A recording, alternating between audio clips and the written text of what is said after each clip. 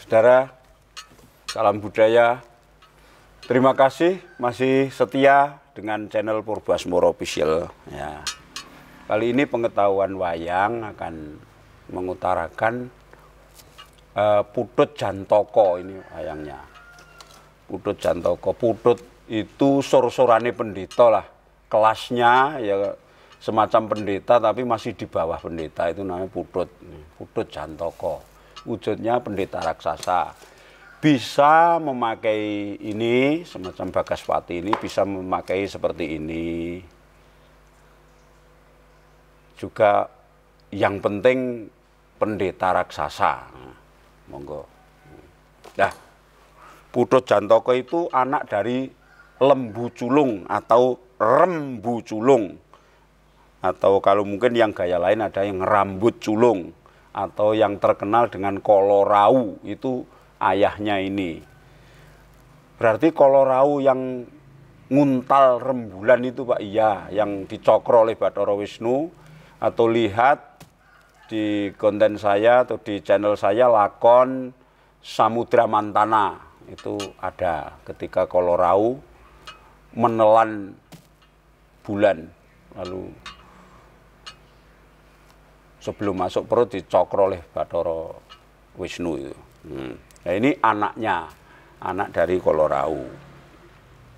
Dia adalah tokoh antagonis, tapi juga bersifat mistis ini karena ya gugon-gugon tinggalane nenek moyang kita. Nah, dia mempunyai anak. Anaknya itu berupa hewan, hama tanaman. Jadi kalau di pedesaan dulu karena wayangnya tidak ada ya, kalau yang namanya tikus jinodo itu memakai cakil biasanya karena biar bisa untuk perang. Tapi juga ada yang tidak memakai yang bentuk wayang ini bertangan dua, misalnya memakai tikus, kalau celeng ya memakai celeng. Nah, karena wayangnya setahu saya tidak ada, dan biasanya kalau yang Kutilopas itu memakai kera ini, ketek rucah Poncowati ini. Nah, makanya saya terus mendesain sendiri yang anaknya yang tikus jinodo seperti ini. Ini yang desain saya, seperti tikus.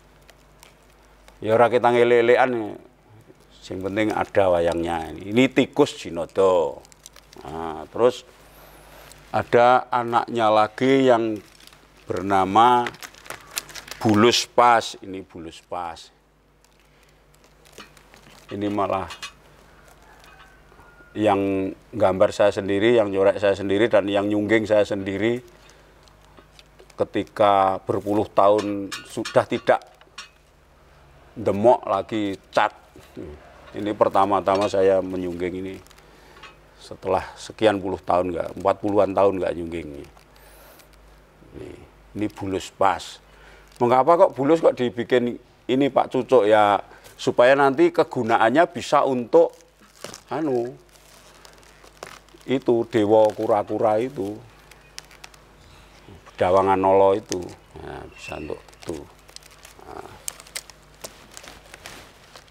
anaknya Bulus Pas. Lalu ada Kidang Ujung. Kidang Ujung, tapi saya tidak bikin ini wayangnya wayang gaya lain, Jawa Timuran kayaknya. Kidang.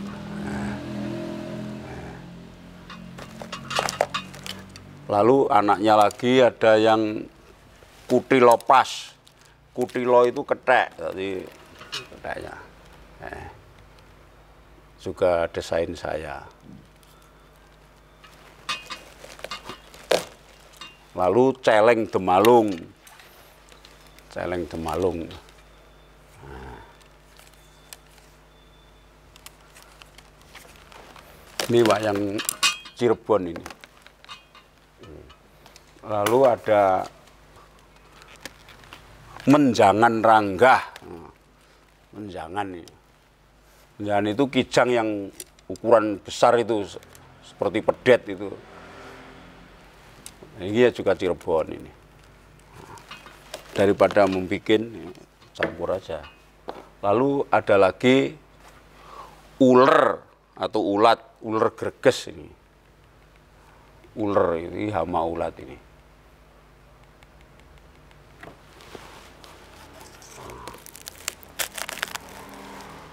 Nah, ini tikus jinodo atau bulus pas, ada kidang ujung, kutilopas, celeng demalung, menjangan rangga, dan ada lagi maeso atau kerbu. Maeso kolomurti ya, karena tadi wegah golek wayangnya ya, pokoknya maeso kolomurti ini ya bisa. Lah kan ada sapi gumarang juga Pak ya. Kalau nanti saya kasih sapi gumarang itu masalahnya bisa tumbuk dengan sapi gumarangnya, karena sapi gumarang yang maliane Kolo Yuwono itu kan yang menyerang Purwocarito itu nanti tidak tumbuk dengan ini kalau dikasih sapi. Makanya kalau lakon yang mengeluarkan ini lebih baik saya nggak mengeluarkan sapi gumarang, ya cukup diwakili dengan maeso kolomurti ini. Nah, selain itu anaknya juga ada banyak yang omo-omo, yang penting omo tanduran, omo tanaman, termasuk seperti walang sangit dan sebagainya. Itu yang omo-omo semua itu adalah itu dianggap anak-anaknya dari Putut Jantoko. Nah, untuk celeng demalung, saudara, sebenarnya celeng demalung itu paling tidak menurut saya itu, sepengetahuan saya itu ada 3. Yaitu celeng demalung anaknya Putut Jantoko yang pertama, lalu celeng demalung yang disabda oleh Begawan Polosoro ketika babat alas Gajah Huyo. Jadi itu juga menjadi yang berkepala celeng, tapi juga ada yang berwujud menjadi manusia, ini celeng demalung juga. Tunggale Dandang Gaok, tunggale itu. Ketika dia menjadi raja, jejuluk Prabu Dipokesworo itu kan banyak yang dari hewan-hewan hutan Gajah Huyo itu, atau bisa lihat lakon Dumadine Rajamala. Itu ketika Begawan Polosoro babat alas Gajah Huyo. Itu yang kedua tadi. Tapi itu beda, ini celeng demalung anaknya ini dengan celeng demalung abdine Polosoro, dan yang ketiga adalah celeng demalung anaknya Raja Slogoimo, yaitu yang akhirnya menjadi prajurit Bima, tunggale bolo poleng-poleng itu. Atau lihat lakon Kuntul Wilanten. Raja Slogoimo, Prabu Janin Rojo itu anaknya kan ada Gagak Bongko, ada Podang Binurian dan sebagainya, itu kan salah satunya ada celeng demalung. Berarti celeng demalung itu ada beberapa nama yang sama tapi orangnya beda, ya memang begitu. Supaya ada kejelasan, supaya tidak membingungkan. Nah, dalam tampilan lakon ini yang mengeluarkan Putut Jantoko dan anak-anaknya itu biasanya banyak dipakai dalam acara bersih desa, misalnya dengan lakon Sri Mulih. Itu mesti ada hama-hama tanaman itu yang menyerang tanaman sampai habis itu. Lah, keluarnya di zaman apa Pak? Di zaman Purwocarito, ketika lakon Mikukuan itu ya ini keluar. Lalu di zaman Pandawa, ketika lakon Sri Mulih itu juga ini keluar. Atau dalam lakon Pendowo Tani itu kan ini keluar. Pokoknya lakon-lakon juga yang lakon carangan yang kira-kira itu bernuansa pertanian, itu bisa mengeluarkan ini untuk hama, antagonisnya hama. Nah, biasanya itu ketika dia memangsa tanaman para petani itu, akhirnya para petani kalang kabut, lalu biasanya itu musuh dari ini itu adalah kucing Condromowo. Ini saya bikinkan ini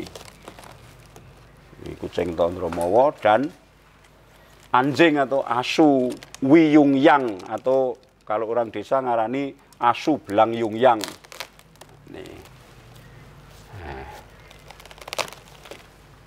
Ini ya saya desain sendiri karena memang wayangnya saya belum pernah tahu. Biasanya saya hanya memakai kucing biasa itu, kucing hitam itu, dan juga anjing biasa itu natural itu. Lah terus ini saya bikin seperti ini. Supaya apa? Ya iso diperangke, misalnya dengan ini musuh tikus Jinodo dan kucing Condromowo kan nek tangan ini kan bisa perang. Bisa perang. Ya, perang kan bisa seperti manusia. Nah, itu kalau ini musuhnya kucing, lalu celeng Demalung musuhnya anjing. Wiyung yang. Dilatih ya. Wiyung yang. Nah, saudara, ini peninggalan nenek moyang kita. Berarti zaman dulu itu nenek moyang kita sudah kreatif. Bisa membayangkan bahwa lakon-lakon untuk pertanian di pedesaan itu ada antagonisnya berupa hama-hama itu. Nah, Wiyung Yang dan Condromowo ini adalah abdinya Bambang Sengkan dan turunan. Lihat lakon-lakon di Purwocarito itu ada Bambang Sengkan dan turunan itu mempunyai abdi kinasih namanya Condromowo atau kucing Condromowo dan Sono Wiyung Yang ini. Belang Wiyung Yang. Nah, udah anggris ketekan iki hama habis. Termasuk ular barang ini. Itulah Putut Jantoko. Monggo kalau mau yang ada yang mengembangkan lagi dengan, kalau sekarang kan banyak orang bikin wayang-wayang banyak sekali. Monggo. Pokoknya bebas. Lah, biasanya ini saya posisikan sebagai rajanya tikus. Jadi ketika nanti dia neboreng pategalan, dia ngawe bolone itu terus tikus-tikus. Tikus biasa itu pemerubut gitu, lalu nyerang. Nah, demikian juga kucingnya, kucing Condromowo juga karena tikusnya sangat banyak, beribu-ribu, berjuta-juta, lalu dia ngawe kucing-kucing bolone, lalu itu. Nah, tikusnya ya, kalau ini ngawe tikus ya, tikusnya tikus natural gini. Saya bikinkan ini. Nah, banyak sekali nanti. Mongso tanduran bolon ini. Itulah saudara tentang Putut Jantoko. Yang anak-anaknya tadi adalah tikus Jinodo, celeng Demalung, Kutilopas, Sang Samrandi, Kebo Kolomurti, uler greges, kidang ujung.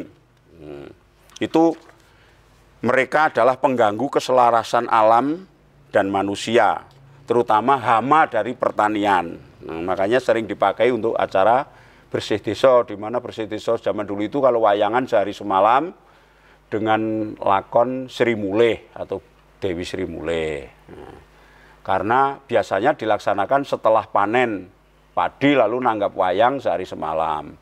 Nah, semoga budaya-budaya seperti itu kita tingkatkan lagi di era modern ini supaya kita sebagai bangsa Indonesia tidak tercerabut dari budayanya sendiri.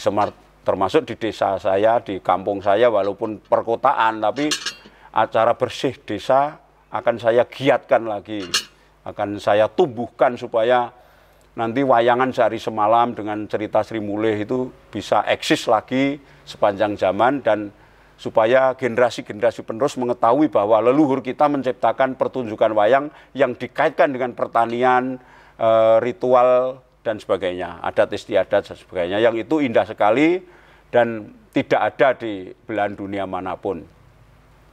Sehingga kita wajib menjaganya dan wajib nguri-uri dan lebih baik ngeluhurke leluhure dhewe. Nah, itu akan lebih baik. Karena semuanya adalah petunjuk-petunjuk kehidupan dan keutamaan hidup yang luar biasa. Terima kasih.